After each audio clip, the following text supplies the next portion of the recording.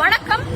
கோவை மாவட்டத்துல கிணத்துக்கடவுல இயங்கிட்டு இருக்கிற Maharaja institution of medical science அப்படிங்கிற கல்லூரியில இருந்து 60க்கும் மேற்பட்ட மாணவர்களோட ASF துணையோட நம்ம இன்னைக்கு கோவை மாவட்ட ஆட்சியர் அலுவலகத்துக்கு வந்திருக்கோம்.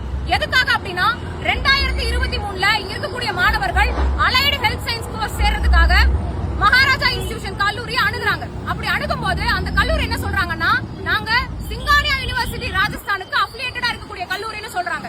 மாணவர்கள் மத்த எல்லா கல்லூரியை விட இந்த கல்லூரியில கட்டணம் குறைவாக இருக்குதுன்னு இந்த கல்லூரியில சேர்றாங்க. சேர்ந்து 4 மாசத்துல கல்லூரி நிர்வாகம் என்ன சொல்றாங்க அப்படின்னா, நாங்க சிங்கானியா யூனிவர்சிட்டி ராஜஸ்தானுக்கு அஃபிலியேட்டடா இல்ல, இப்ப நாங்க சன்ரைஸ் யூனிவர்சிட்டி ராஜஸ்தானுக்கு அஃபிலியேட்டடா மாறிட்டோம் அப்படின்னு சொல்றாங்க. மாணவர்களுக்கு இதனால சந்தேகம் ஏற்படுது. சந்தேகம் ஏற்பட்டதுனால மாணவர்கள் உடனே கல்லூரி நிர்வாகத்திடம் உங்களுக்கு அங்கீகாரம் கொடுத்து அப்ரூவலை காட்டுங்கன்னு சொல்லி கேக்குறாங்க. அப்படி கேட்கும் போது அப்படியெல்லாம் மாணவர்களிடம் காட்டப்பட மாட்டாதுன்னு கல்லூரி திட்டவட்டமா சொல்லிடுறாங்க. அதனால மாணவர்களுடைய சந்தேகம் இன்னும் வலுக்குது.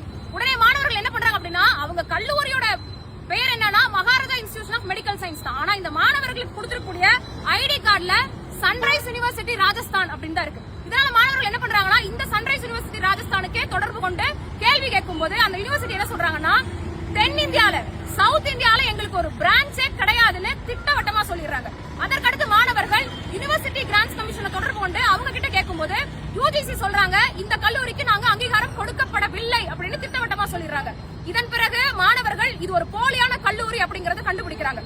மாணவர்கள் இது குறித்து கேள்வி எழுப்பும் பொழுது இங்க இருக்கக்கூடிய பெரும்பாலான மாணவர்கள் 2வது வருஷம் முடிச்சிட்டு 3வது வருஷம் போக போறவங்க. ஆனா இவங்களுக்கு இன்னமுமே முதலாண்டுல அவங்க எழுதின செகண்ட் செமஸ்டருக்கான ரிசல்ட்டே வரல.